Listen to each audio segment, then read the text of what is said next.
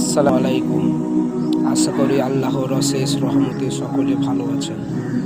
আল্লাহ রাব্বুল আলামিন আদম আলাইহিস সালামকে যখন জান্নাত থেকে পৃথিবীতে পাঠিয়েছিলেন, সেই দিনটা কী বার ছিল? আপনাদের সামনে 10 সেকেন্ড সময় দেওয়া হলো।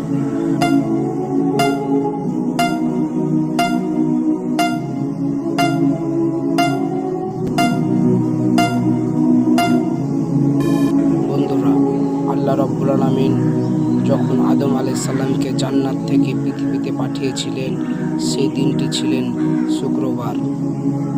প্রশ্ন নাম্বার 2, আদম আলাইহিস সালামের মৃত্যু কী বারের দিন হয়েছিল? আপনাদের সম্মুখে 10 সেকেন্ড সময় দেওয়া হলো।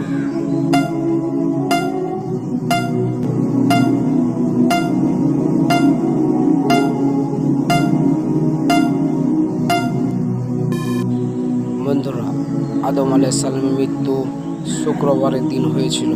প্রশ্ন নম্বর 3, যেদিন মহাপ্রলয়, ভূমিকম্প হবে এবং পৃথিবী তহস-নহস হয়ে যাবে, সেই দিনটি কী বার হবে? আপনাদের সম্মুখে 10 সেকেন্ড সময় দেওয়া হলো।